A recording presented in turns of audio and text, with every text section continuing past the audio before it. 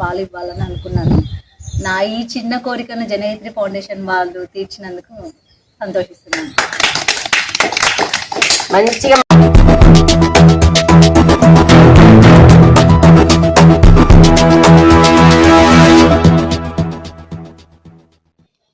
నల్గొండ జిల్లా మిర్యాలగూడ అవంతిపురంలోని వృద్ధాశ్రమంలో 15 లీటర్ల ఆవు పాలను వృద్ధుల కోసం అందించిన సేవామూర్తి మానస. చిరు వ్యాపారం చేస్తూ తనకు ఉన్న దాంట్లోంచి కొంత భాగం వృద్ధుల కోసం అందించి తన ఉదారతను చాటుకున్నారు.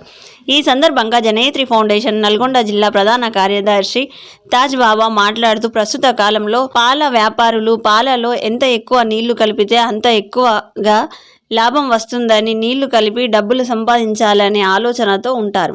కానీ మానస వృద్ధులకు, నిర్భాగ్యులకు, నిరశ్రాయులకు అండగా ఉంటానని ముందుకు వచ్చి జనయిత్రి ఫౌండేషన్ సేవా కార్యక్రమాల్లో పాలు పంచుకొని ఫౌండేషన్లో భాగమై తన సేవ తత్పరతను చాటుకున్నందుకు జనయిత్రి కుటుంబం తరఫున ప్రత్యేక ధన్యవాదములు తెలిపారు.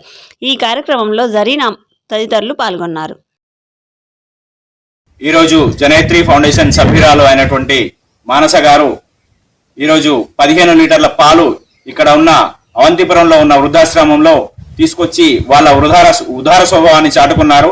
చాలా మంది ఈరోజు పాలు అమ్మే వాళ్ళు ఏం చేస్తున్నారంటే పాలల్లో ఎన్ని నీళ్లు కలపాలనే ఉద్దేశంతో, ఎంత లాభం వస్తుందనే ఉద్దేశంతో ఆలోచిస్తారు.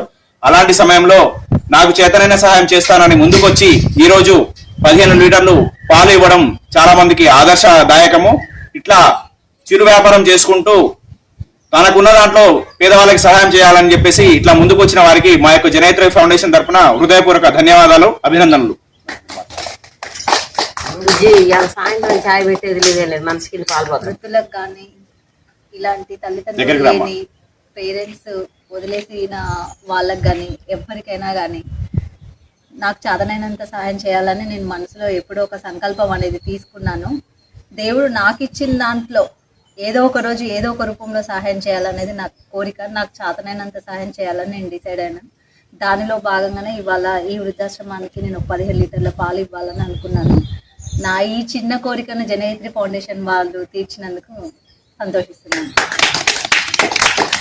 మంచిగా